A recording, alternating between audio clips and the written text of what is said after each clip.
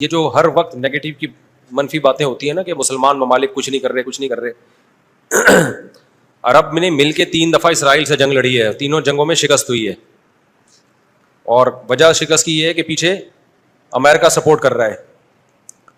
تو کیونکہ اسرائیل سے لڑنے کا مطلب ہے کہ امریکہ سے لڑائی ہے, اس وجہ سے شکست ہو جاتی ہے. تو وہ 3 دفعہ لڑ کے بیٹھ چکے ہیں, اب کیا کریں ہم. ہونا یہ چاہیے اگر تھوڑا سا بارڈر کھول دیں نا تو پوری دنیا کے مسلمان پیدل ہی اسرائیل کو فتح کر کے آ سکتے ہیں.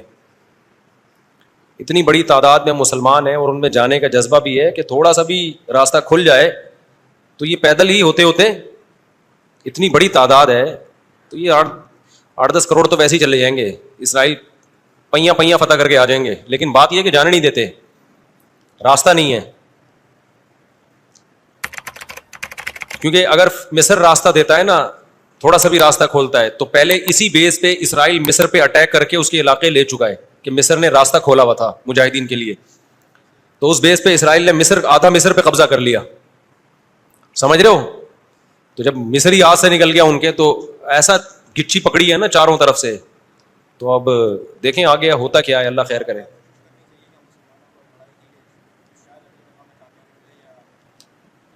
دیکھو ایسی لڑائی جس سے اگلی دفعہ اس سے بھی جائیں, یہ تو کوئی بھی دنیا میں عقل مند اس کا مشورہ نہیں دے گا نا.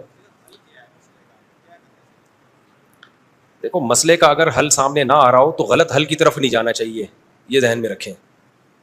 ایک آدمی بندوق لے کے آپ کو کہہ رہا ہے جیب میں جو کچھ ہے نکال دو, آپ کہیں میں تو نہیں دوں گا لیکن مسئلے کا حل بتاؤ. تو ہم کہیں گے اگر تمہاری جیب میں میزائل پڑا ہوا ہے تو وہ مسئلے کا حل ہے, اگر وہ نہیں ہے تو موبائل پکڑا دو اور پتلی گلی سے نکل لو. تو ایسا کام کرنا جس سے لینے کے دینے پڑ جائیں وہ تو نہیں حل ہے نا. تو ایسے موقع پہ دعا ہے, اور کیا ہے, بد دعائیں ہیں, دشمن کے خلاف بد دعائیں ہیں. کسی کے پاس راستہ ہے جانے کا تو جائے, 100 دفعہ جائے, اناؤنس کرے کہ یہ راستہ ہے, یہ یہاں سے نکل آیا ہے راستہ, تو سب پہنچ جائیں گے. ایک چیز اصولی طور پہ یاد رکھیں, جو چیز اختیار میں ہے اس میں انسان کمی نہ کرے, جو اختیار میں نہیں ہے اس کے بارے میں سوچے نہیں. اس سے ٹینشن کے سوا کچھ بھی حاصل نہیں ہوتا. کیونکہ جب آپ ایسی چیز کا سوچنا شروع کرتے ہیں نا جو آپ کے اختیار میں نہیں ہے, تو ہمیشہ وہ کام کر لیتے ہیں جس کا پہلے سے بھی زیادہ نقصان ہوتا ہے, جس کا پہلے سے زیادہ نقصان ہوتا ہے. میری پالیسی ہمیشہ یہی رہی ہے ہر معاملے میں, جو اپنے اختیار میں ہے چھوڑو نہیں, جو اختیار میں نہیں ہے پڑھو نہیں اس میں. سمجھ رہے ہو کہ نہیں سمجھ رہے؟ اگر ہم اس اصول پہ اختیار کر لیں بہت سارے معاملات ہمارے ویسے ہی سیدھے ہو جائیں گے. تو لوگ جو بلا وجہ فنڈر بننے کی کوشش کرتے ہیں نا, ہم یہ کر دیں گے ہم وہ کر دیں گے, وہ فنڈر گیری ہی ہوتی ہے. ایک یوٹیوب پہ اور بلکہ اس پہ ٹک ٹاک پہ ایک بندہ آ رہا ہے, لڑکا بڑے غصے میں بیٹھا ہوتا ہے, یہ مولوی کچھ نہیں کر رہے, اسرائیل میں یہ ہو گیا, فلاں جگہ یہ ہو گیا, یہ یوں نہیں کر رہے, یوں نہیں. میں نے دفعہ کمنٹ کر دیا کہ تو کیا کر رہا ہے بھائی بیٹھ کے, تو بھی تو کچھ کرنا. کہہ رہا میں اکیلا کیا کروں, یہ مولوی کریں گے تو میں کروں گا. بھائی یہ مولوی تو کچھ نہیں کر رہے. وجہ اس کی یہ کہ مولوی کہتے ہیں ہم کیا اکیلے کیا کر سکتے ہیں, گورنمنٹ جب تک نہیں کرتی. تو جو دلیل مولوی دے رہے ہیں وہی دلیل آپ بھی دے رہے ہو کہ یہ مولوی چونکہ نہیں کر رہے تو میں اکیلا کیا کر سکتا ہوں. تو بات یہ کر آپ بھی نہیں رہے. یہ باتیں کرتا ہوا وہ اچھا لگتا ہے جو میدان جنگ میں جا رہا ہو اور لڑ رہا ہو اور دو بدو فائر ہو رہا ہو اور جہاد کر رہا ہو اور کہہ رہے دیکھو مولوی کچھ نہیں کر رہے اور میں یہاں بم رکھ کے آ رہا ہوں وہاں پہ اور شہید ہو رہا ہوں میں سب کے سامنے. جتنے اسکالر آ رہے ہیں یہ مولوی یہ نہیں کر رہے وہ نہیں کر رہے, بھائی تم بھی باتیں ٹھوکنے کے علاوہ کچھ بھی نہیں کر رہے ہو. تو مولوی وہ باتیں نہیں کر رہے جو تم کر رہے ہو, اس لیے کہ ان کو پتا ہے باتیں کرنے کا فائدہ نہیں ہے. تو کام وہ کرو جو کر سکتے ہو. سمجھتے ہو کہ نہیں سمجھتے؟ ایک خاتون نے اپنے شوہر سے کہا نا کہ سوئٹزرلینڈ جانے پہ کتنا خرچہ ہوگا, میں سوچ رہی ہوں کہ ہم سوئٹزرلینڈ چلتے ہیں, کتنا خرچہ ہوگا؟ اس نے کہا بالکل بھی نہیں. اس نے کہا کیوں نہیں خرچہ ہوگا؟ اس نے کہا سوچنے پہ کوئی خرچہ نہیں, سوچ ہی رہی ہو نا سوئٹزرلینڈ جانے کا. تو وہ بات کرنی چاہیے جو عملی دنیا میں ممکن ہو. اور دوسری بات یہ کہ علماء یا جو بھی بڑے لیول پہ جو لوگ ہوتے ہیں وہ بہت کچھ اندر کر رہے ہوتے ہیں. وہ پرلے درجے کے بے وقوف ہوں گے اگر وہ عوام کو بتا کے کرنا شروع کر دیں, بڑی حماقت کی بات ہوگی. بہت کچھ اندر اپر لیول پہ حکومتوں سے رابطوں کی کوشش ہو رہی ہوتی ہے, حکومتوں کو سمجھایا جا رہا ہوتا ہے, حکمرانوں کو حل دیے جا رہے ہوتے ہیں.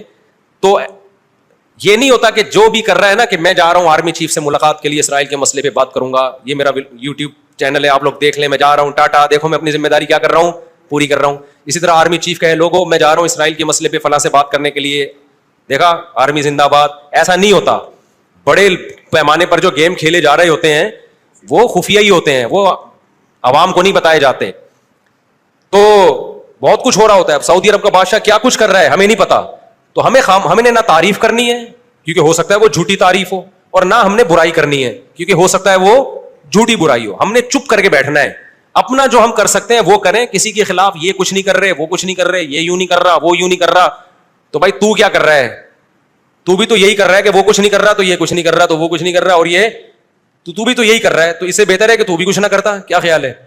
یہ جو حدیث میں آتا ہے کہ قرب قیامت میں یہودی پتھر کے پیچھے چھپے گا تو پتھر بولے گا کہ یہ میرے پیچھے یہودی ہے, فقتلہ, یا مسلم ھذا یہودی ورائی فقتلہ, اس کو قتل کر دو. تو پتھر بولے گا کا کیا مطلب ہے؟ پتھر بولے گا مطلب پتھر بولے گا, پتھر کا باپ بھی بولے گا, آواز آئے گی, معجزہ ہوگا, تو ایک لڑائی ہوگی. لیکن خوب سمجھ لو, نبی صلی اللہ علیہ وسلم نے جو بھی پیش گوئیاں کی ہیں نا قرب قیامت کی, ان پیش گوئیوں کو محدثین فقہ کے ابواب میں ذکر نہیں کرتے, کتاب الاحکام میں ذکر نہیں کرتے, ان کو کتاب الفتن میں یا کتاب علامات ساعہ میں ذکر کرتے ہیں. احکام کا مطلب کیا ہے؟ یہ کرو, یہ نہیں کرو, یہ حلال ہے, یہ حرام ہے. تو جو آرڈر کی حدیثیں ہیں نا ان میں ذکر نہیں کرتے, یہ بتانے کے لیے کہ یہ علامتیں جب پورا ہونے کا ٹائم آئے گا خود ہی ہوں گی. ہم نے ان احادیث کو دیکھ کے خود سے کوئی کام نہیں کرنا ہے, ہم نے وہ کرنا ہے جو ابھی گراؤنڈ ریئلٹی ہمیں کرنے کا کہہ رہی ہے. نہیں یہی بات سمجھ میں؟ آپ نے سن لیا کہ حضرت عیسیٰ علیہ السلام قرب قیامت میں نازل ہوں گے, 100% ہمیں یقین ہے نازل ہوں گے. حضرت مہدی آئیں گے, 100% ہمیں یقین ہے حضرت مہدی آئیں گے. ہمیں پتا چلا جی شام میں حضرت عیسیٰ علیہ السلام نازل ہوں گے, ہم نے کہا ہوں گے نازل, یقیناً ہمارا عقیدہ ہے. آپ نے کہا چونکہ شام میں نازل ہوں گے تو چلو شام چلتے ہیں, اور اس مسجد میں جا کے آپ بیٹھ گئے اور اعلان جہاد کر دیا کہ اب میں یہاں سے قتال شروع کرتا ہوں, عیسیٰ علیہ السلام تو آئیں گے اور میری مدد کریں گے. پتا چلا آپ نے لڑائی شروع کی اور آپ کی ایسی کی تیسی ہو گئی اور عیسیٰ علیہ السلام آئے نہیں. آپ قیامت میں اللہ سے پوچھو گے, اے اللہ حدیث میں تو کہا گیا تھا کہ شام میں عیسیٰ علیہ السلام نازل ہوں گے, میں نے تو جنگ بھی شروع کر دی, سب کچھ ہو گیا, لیکن نازل نہیں ہوئے. تو اللہ جواب میں کیا کہیں گے؟ میں نے یہ تھوڑی کہا تھا کہ جب تو جنگ شروع کرے گا تو تیری مدد کے لیے آئیں گے.